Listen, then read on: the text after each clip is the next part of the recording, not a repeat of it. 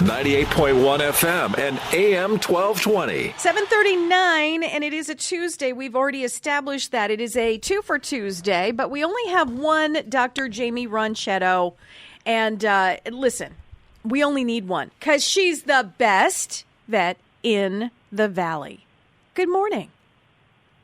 Good morning. How are you? I'm doing well. Listen, I'm all about the 3-day weekend. And I'm not quite sure how we make that permanent, but I'm all about it. And it should be a gorgeous day today. Dr. Jaimie Ronchetto from Cinema Vet, the best in the Valley. If you're looking for a doctor for your pet, your little fur baby, your little I don't know what other kinds of. I know we've talked about this, and I try not to dwell on it because sometimes I just don't understand. But there are people have like things like rats as pets, right? Yeah, and sure. And snakes. And do you guys deal with that at all? We see all sorts of things. So yeah, we see dogs and cats, but we also see rabbits and guinea pigs and rats and hamsters, and Dr. Amber Wheelbarger sees birds and reptiles, so lots of tortoises come in, lots of bearded dragons, lots of snakes. Yeah. Bearded dragons are like a thing now. I hear a lot. They're becoming more popular, right? For sure. Right? Mm-hmm. It's not just a lizard. I think people get them confused with, oh, you got a lizard. It's a bearded dragon. Get it right. Get it right. I just can't. You need to help me out a little bit. What is? I mean, a pet rat and a pet snake. I just don't understand. You got to help me out, Dr. Jaimie. I don't understand. I cuddle with my little puppy, my dog, which is a senior dog now. But how do you cuddle with a snake or a rat? How? Well, I'm honestly not too sure about the snake. Mm-hmm. I don't dislike them, but I don't think that they're cuddly either. They're very interesting. They're cool creatures, and I really like when they come into the clinic. But rats, I mean, I've had pet rats in the past. They make really good little pets. They do. They're very clean. They're very smart. You can train them to do tricks and to... Come on. Come on. And they are cuddly. They are cuddly. They'll sit on your shoulder and just snuggle with you, walk around in your, with a rat in your pocket or something. They make really good little pets. You know what? I've been interviewing you now for 5 years, and it just doesn't. That part, I just can't. I can't wrap my head around it yet. Is it their tails? Just keep trying. Is that the problem? The tails for the rats? I don't know. I don't know. It's a rat. It's a rat. It's a rat. I haven't embraced it yet. Keep trying. Dr. J, look I have faith in you. Keep trying. Okay? Maybe in another 5 years. And this isn't even what I was going to talk about today, but we got off on a tangent. So I mentioned before that I have a senior dog, and I had, last time we spoke, my senior dog doesn't act like a senior dog.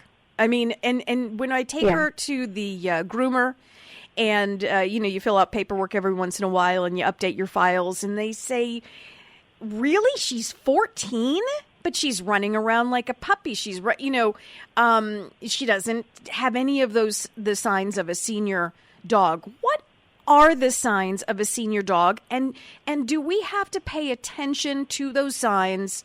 Could they be, if we don't pay attention, could they be detrimental in further years? That's what I wanted to talk about today.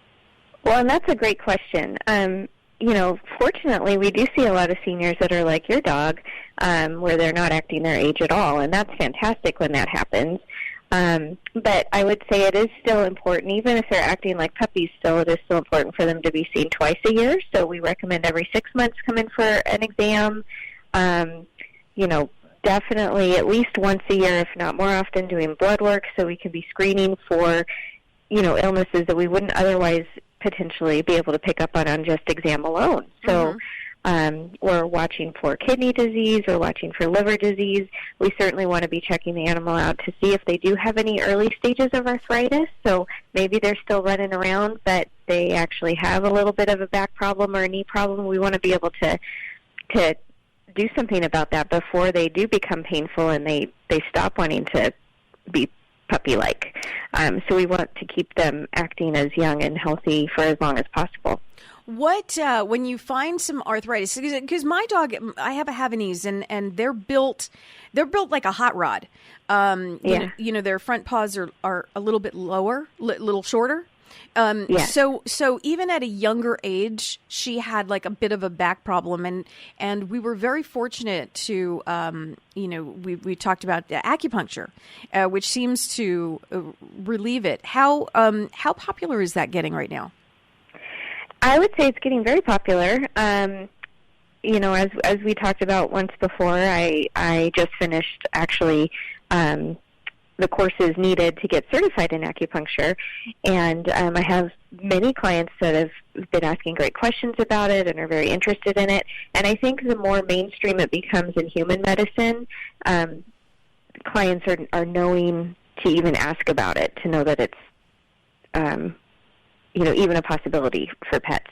And it's really fortunate that, especially if we catch things early, acupuncture can help with such a wide variety of conditions. I just think it's a great tool to have. What exactly is acupuncture for those listening right now who have pets and say, "Oh, something, you know, it's not heavy duty medicine that we have to give the dog or the cat." Can you do acupuncture on cats as well? Absolutely. Okay. So what exactly is it, and what does it do? So acupuncture is basically using tiny little needles that are so small and so sharp that you don't really even feel them going into your skin. I've tried it on myself. You don't really feel it. So you use acupuncture needles at specific areas on the body called channels or meridians, where there's like a higher collection of nerves in those specific areas. And what you're doing is you're stimulating specific nerve bundles to act in different ways, and it's meant to help specific conditions. And the location of the needles might not make sense. Like you can be using things on the feet, for instance, to be treating something closer to the head. So it's not always in the region specifically that you're treating, because they're along these different channels, so everything's sort of connected. And by stimulating different nerve bundles, you can help release good feeling hormones like endorphins. It'll help decrease inflammation and thereby decrease pain. And so if we're doing it consistently, maybe once a week for a while, and then maybe every couple weeks, and then every month, when you're doing it consistently, you get longer lasting effects. I know that I believe in it. I know that I get acupuncture as a human, and I believe in it highly. I recommend it highly if you're at all interested. And like I said, with her my dog's back trouble, randomly we tried it, and randomly it worked like a charm. And she could, at one point, she was hurting so much she could barely walk, had one session and made all the difference in the world. So I am a huge believer in that. So I hope it gets some traction in your office for sure.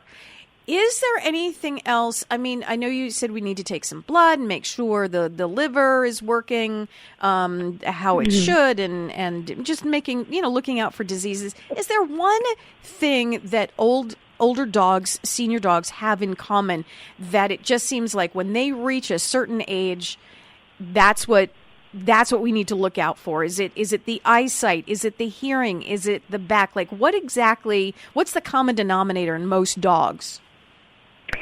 I would say most dogs do have some level of arthritis somewhere, so whether that's in their back, in their hips, in their knees, somewhere they do start to develop some arthritis and may be hurting, even if they're not showing you outwardly that they're hurting. So that's the main thing, is to kind of discover that so we can keep them feeling good. As far as other diseases, it's sort of a handful of things that we watch for, like I said, the liver, the kidneys. We look at thyroid changes, other things like that. It doesn't mean that every senior dog's going to end up having something wrong like that, but it is common enough that we like to screen for it for everybody. And if we do want to screen our dog, what is the best number we can get you at, Dr. Jaimie Ronchetto? Yeah, you can reach us at 661-253-9300. Cinema Vet, it is located on Cinema Drive in Valencia. It's so great talking to you, and keep working on the rats and the snakes with me, okay? Maybe one day. You never know. You never know. You never know. Absolutely. Have a great rest of your week, Dr. Jaimie Ronchetto. Thanks. Dr. Jaimie Ronchetto. Thanks.